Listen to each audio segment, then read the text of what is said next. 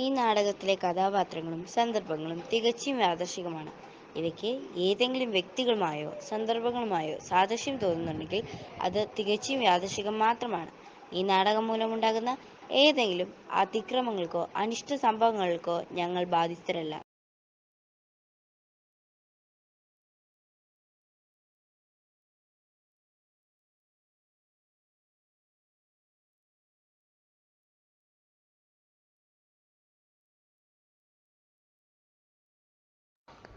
ആധുനികതയുടെ മാസ്മരിക ലോകത്ത് സ്വന്തം ഇഷ്ടങ്ങൾക്കും ആഗ്രഹങ്ങൾക്കും പ്രാധാന്യം നൽകുകയും ദൈവ ഇഷ്ടം അന്വേഷിക്കാതെയും ദൈവമൂല്യങ്ങൾക്ക് വില കൽപ്പിക്കാതെയും ജീവിക്കുന്ന ഒരു കുടുംബം നമ്മുടെ വ്യക്തിപരമായ ആവശ്യങ്ങൾക്ക് സന്തോഷങ്ങൾക്ക് മുൻതൂക്കം നൽകുമ്പോൾ മറന്നുപോകുന്ന കുടുംബ പ്രാർത്ഥനയും ബൈബിൾ വായനയും ദൈവിക പുണ്യങ്ങളും തിരിച്ചു കൊണ്ടുവരാൻ നമുക്ക് ശ്രമിക്കാം.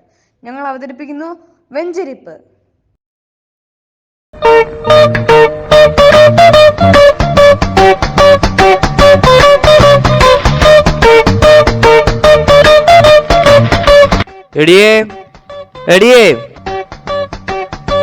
എന്താ മനുഷ്യ രാവിലെ തന്നെ വന്ന് തൊള്ള തുറന്ന് അലർന്നേ? പൂമുഖത്തേക്ക് ഒരു ബ്ലാക്ക് ടീ. നിങ്ങൾ പത്രം വായിച്ച് ചായയും കുടിച്ചോണ്ടിരുന്നോ? ഇന്ന് ഏതാ ദിവസം വല്ല ഓർമ്മയുണ്ടോ?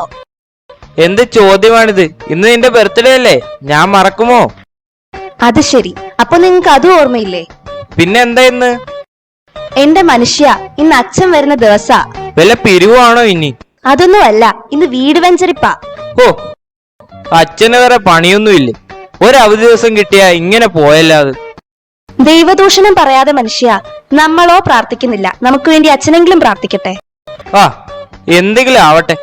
ആ കുരുത്തം കെട്ടവന്മാരൊന്നും എഴുന്നേറ്റില്ലേ? മിക്കവാറും വെഞ്ചരിപ്പം കഴിഞ്ഞ് അച്ഛൻ പോയാലും അവരെഴുന്നേൽക്കുന്ന എനിക്ക് തോന്നുന്നില്ല. അതെങ്ങനെയാ? രാത്രി 2 മണി 3 മണി വരെ, സമയം 12 മണി ആയതേ ഉള്ളല്ലോ. സാറിന് നേരത്തെയാണല്ലോ. വെറുതെ ഇവിടെ തലയും ചൊറിഞ്ഞോണ്ട് നിക്കാതെ ബാക്കിയുള്ളതിനെ കൂടി എഴുന്നേൽപ്പിക്ക്. ബൈബിൾ എവിടെയാ? അത് ഉപയോഗിച്ചിട്ട് കുറെ ആയി, തപ്പിയെടുക്കണം.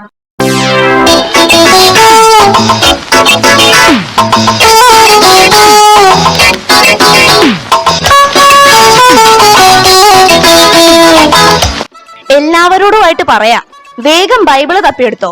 അച്ഛൻ വരുമ്പോ ഇവിടെ ബൈബിൾ ഇല്ലാന്ന് വന്നാ നാണക്കേടാ.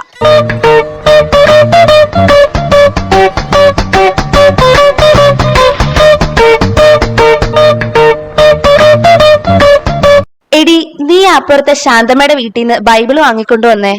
എന്തിനാ അമ്മ ശാന്തി ആന്റിയുടെ വീട്ടിൽ പോണേ? മേരി ആന്റിക്ക് ഗേൾസിലെ ആത്തിയും. കഴിഞ്ഞ ആഴ്ച അവരുടെ പട്ടി നമ്മുടെ പൂച്ചയെ ഓടിച്ചെന്ന് പറഞ്ഞ് ഞാൻ വഴക്കുണ്ടാക്കിയില്ലേ? അന്ന് പുറത്തു പറയാൻ കൊള്ളാത്തതല്ല ഞാൻ അവളെ വിളിച്ചതാ. മാത്രമല്ല അവളുടെ സ്വഭാവം മോശ. നീ വേഗം പോയിട്ട് ശാന്തമ്മയുടെ വീട്ടിൽ പോയി വാങ്ങിച്ചോണ്ടു വാ.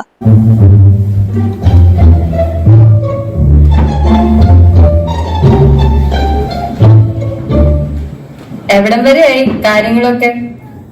ആയി വരുന്നു. എന്നാ നടക്കട്ടെ. ആരോ കഥകൾ മുട്ടുന്നു. അച്ഛൻ വന്നു എന്നാ തോന്നുന്നേ.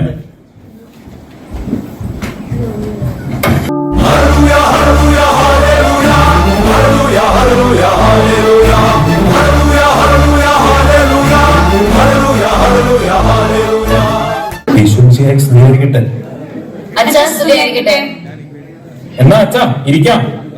ഒരാളെ കൂടെ കാണാറുണ്ടല്ലോ, അമ്മച്ചി എന്ത് ചെയ്യും? എടി അമ്മു, നീ പോയി വല്യമ്മയെ വിളിച്ചോട്ട് വാ.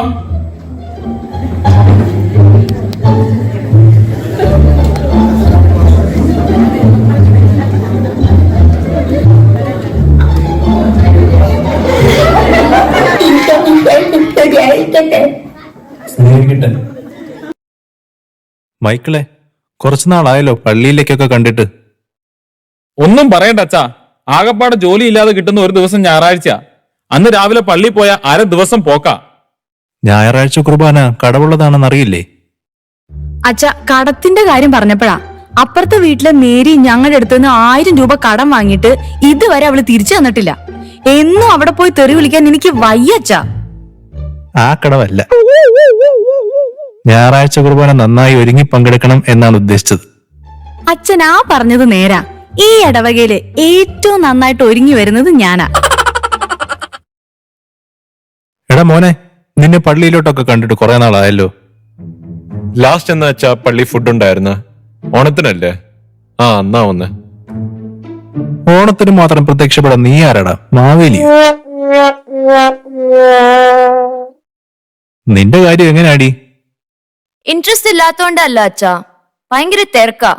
രാവിലെ ബാഡ്മിന്റൺ ക്ലാസ്, ട്യൂഷൻ, പിന്നെ വൈകുന്നേരം ഡാൻസ് ക്ലാസ്. ഒട്ടും സമയമില്ല. അപ്പൊ ചുരുക്കി പറഞ്ഞ ഇതിനിടയ്ക്ക് ഒഴിവാക്കാൻ പറ്റുന്നത് പള്ളിയും കുർബാനയും മാത്രമാണ് നടത്തം. അപ്പൊ നീയോ? അച്ഛൻ ഞാൻ പള്ളിയിൽ വരാറുണ്ട്. അച്ഛൻ കാണാത്ത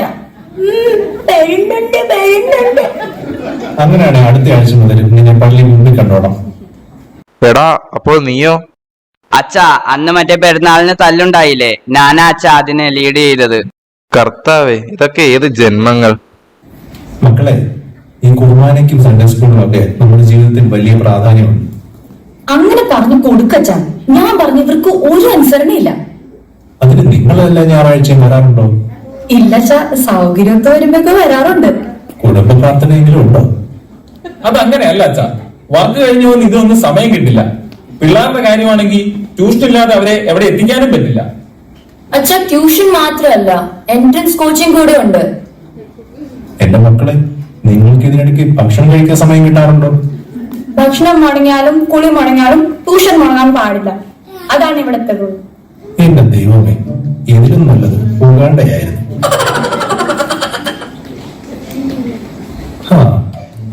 എന്നാ നമുക്കിനി പ്രാർത്ഥിക്കാം. എടാ മോനെ, നീ ആ ബൈബിൾ എടുത്ത് എഫേസോസ് 5:22 മുതലൊന്ന് വായിച്ചേ.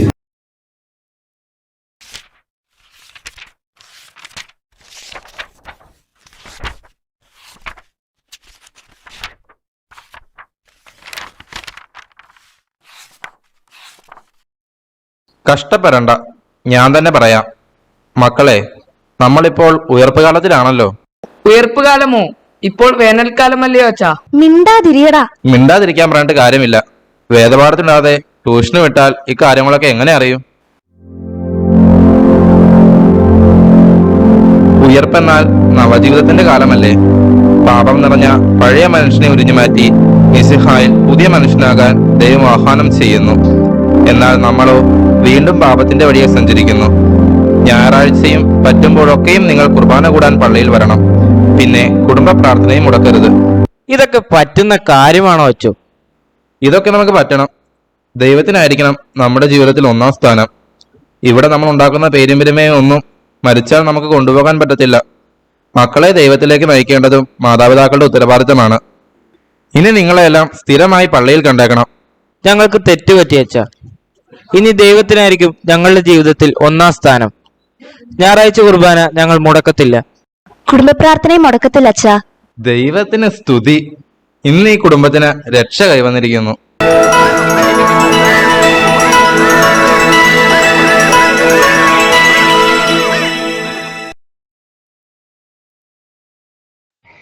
This kit is dedicated to our Febinatan, who had been a wonderful support to our Sunday school kids. He took a great effort in the upliftment of the Sunday school and bringing all kids together. As we say farewell, farewells are not forever nor the end. They are simply the words to say that we will miss you and we will remember you. We love you, Acha. Best wishes ahead.